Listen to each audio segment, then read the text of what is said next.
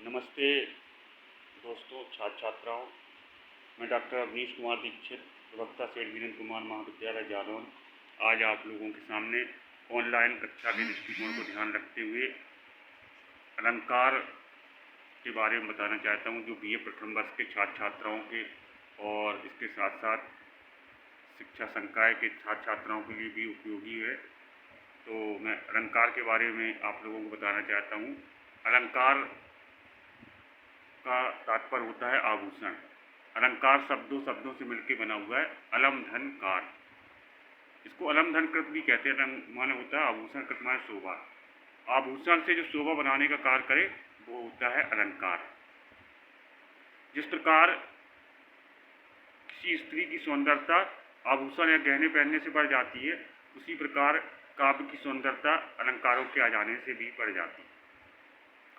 तो अलंकार एक पंक्ति में कहा गया, भूषण बिन न विराजई कविता बनता मित्र, अर्थात बिना सौंदर्यता के कोई भी चीज अच्छी नहीं होती।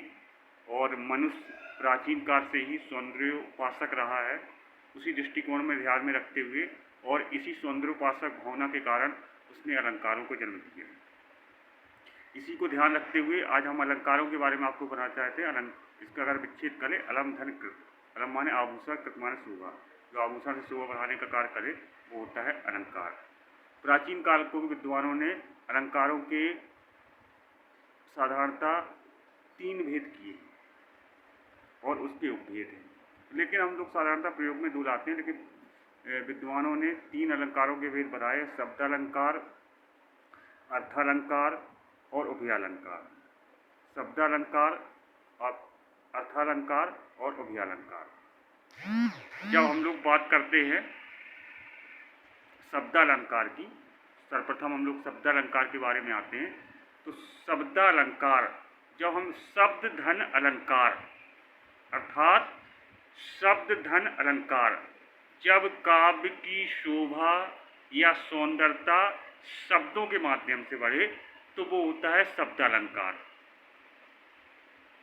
अगर हम उसके पर्यायवाची शब्दों का प्रयोग कर देंगे शब्दालंकार में, उसके समानार्थी शब्दों का प्रयोग कर देंगे तो वो सौंदर्यता खत्म हो जाए तो उसे हम लोग बोलते हैं शब्दालंकार। काव्य की शोभा जहाँ पर शब्दों के माध्यम से बढ़े वहाँ पर उसको हम लोग कहते हैं शब्दालंकार। और शब्दालंकार की काव्य की शोभा, इसका हम एक छोटा सा उदाहरण के माध्यम से आप लोगों को इस चीज़ को बताना चाहते हैं। काव्य की शोभा सौंदर्यता के माध्यम से कैसे बढ़े, जैसे हम लोग कहते हैं, रहीमन पानी राखिए बिन पानी सब सून, और पानी गए न उबरे मोती मानस चून।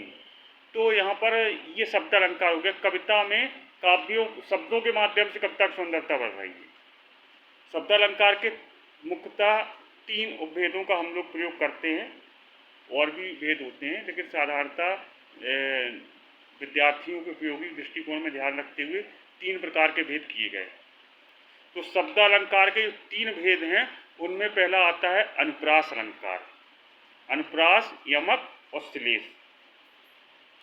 अनुप्रास अलंकार से तात्पर्य होता है, अगर हम लोग अनुप्रास को विच्छेद करें तो शब्द बनता है अनुधन प्रास।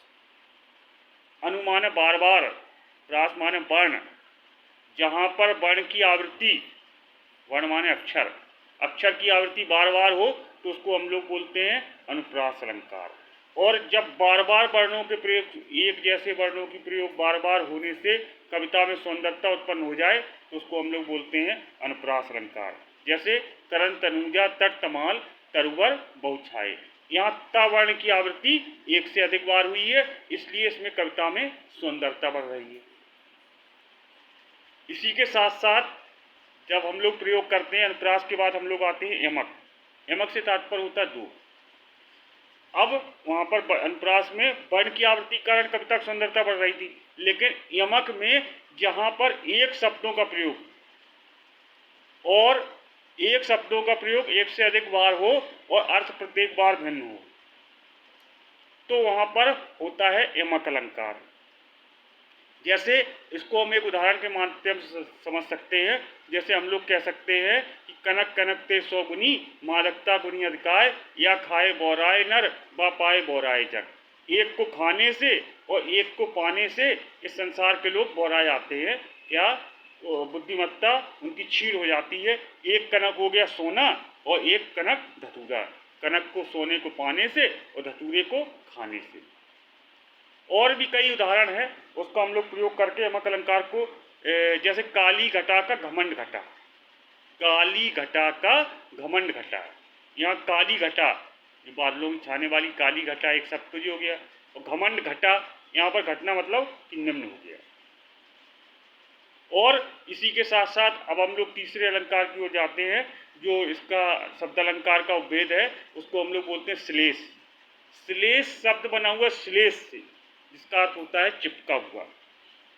चिपका हुआ से तात्पर्य ये होता है जहाँ पर चिपका हुआ हो, जहाँ पर एक ही शब्द के